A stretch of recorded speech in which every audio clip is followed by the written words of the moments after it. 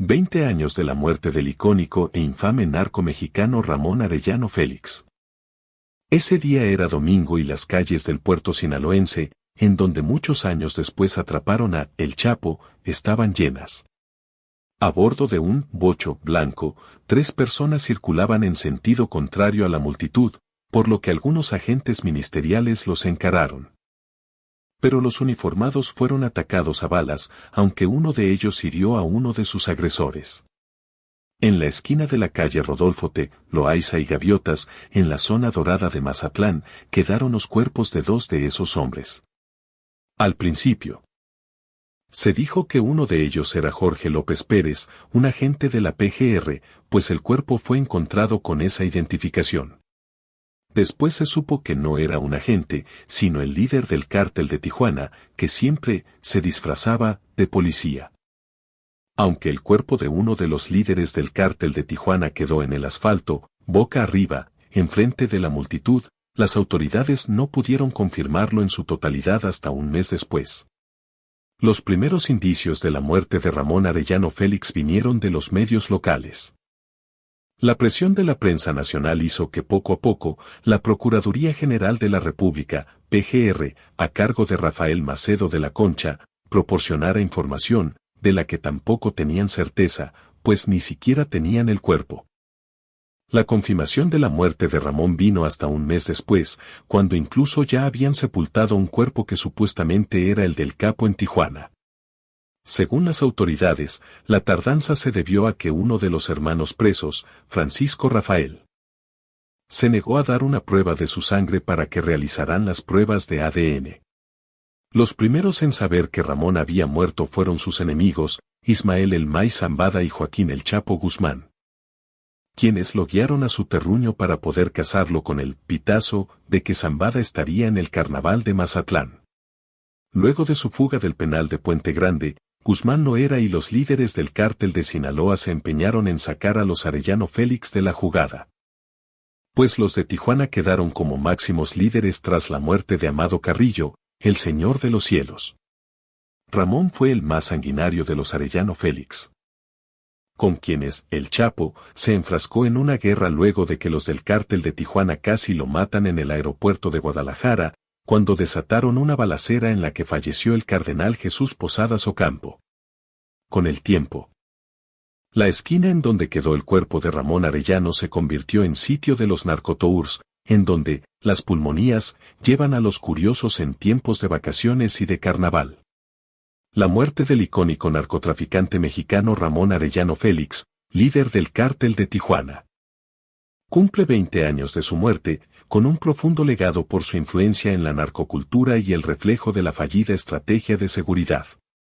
Varios policías mataron el 10 de febrero de 2002 al capo, disfrazado de agente de la extinta Procuraduría General de la República, PGR. En pleno carnaval de Mazatlán, playa turística del estado de Sinaloa, según confirmó días después su hermano Benjamín, detenido por el ejército. Su muerte es histórica porque Ramón y Benjamín debutaron en 2000 en la primera lista exclusiva de narcotraficantes extranjeros más buscados por Estados Unidos, que incluso los compararon en peligrosidad con el terrorista en ese entonces Osama Bin Laden, líder de Al-Qaeda.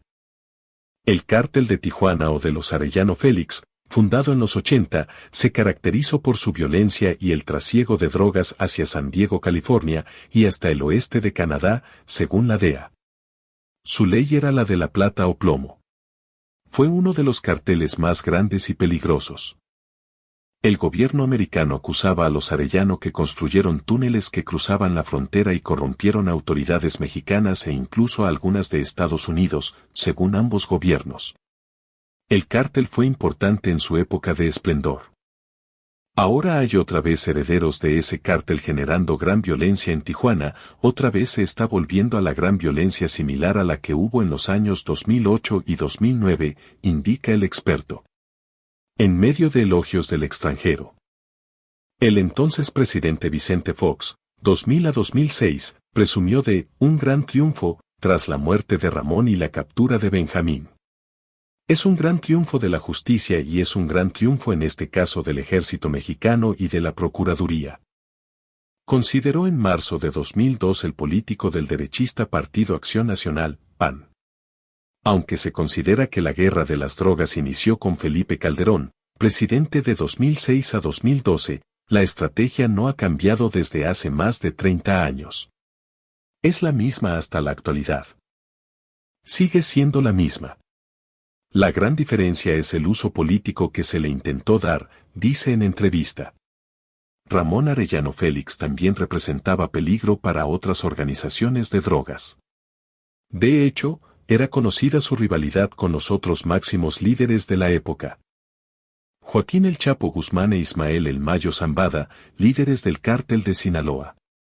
Incluso se dice que El Chapo disfrutó la muerte de Ramón y siente que, si algo le dio gusto, fue haberlo matado, ya que se adjudica haberle tendido la trampa en Sinaloa.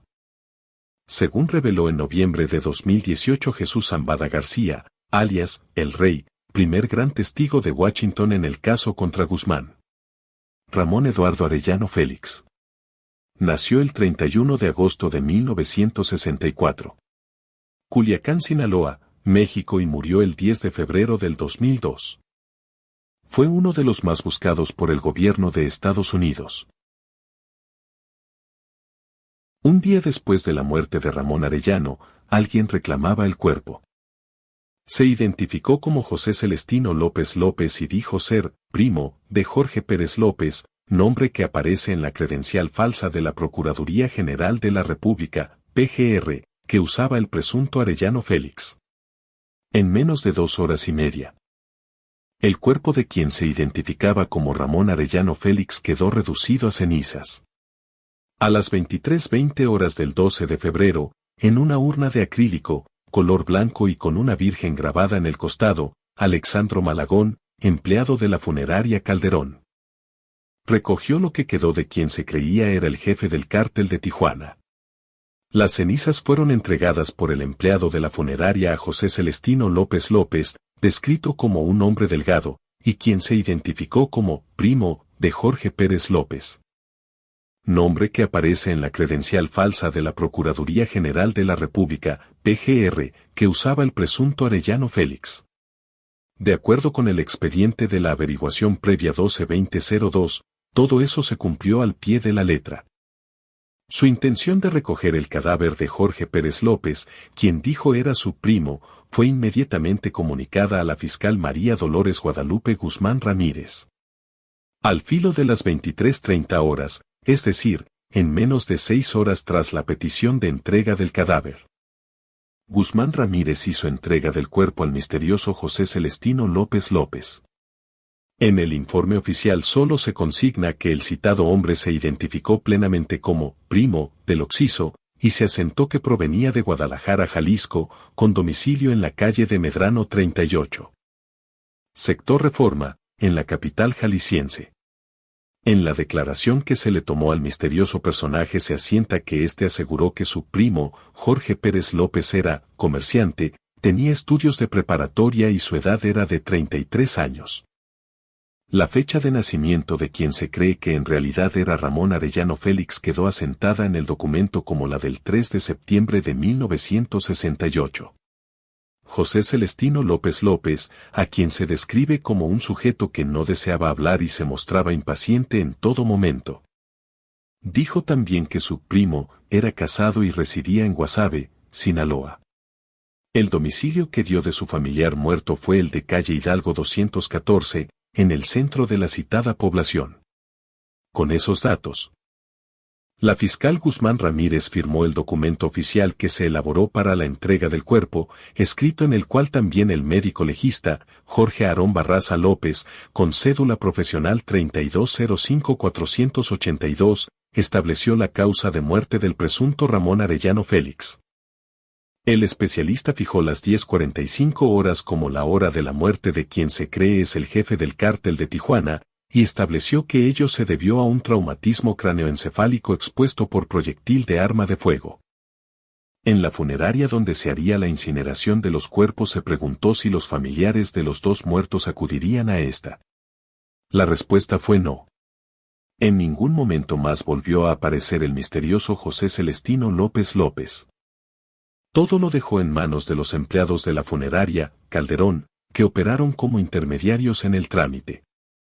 Tampoco volvió a aparecer Marisela Ladrón de Guevara Duarte, la mujer que dijo ser la concubina del considerado pistolero de los Arellano Félix, Miguel Ramírez Flores. ¿Y de quién reclamó el cadáver?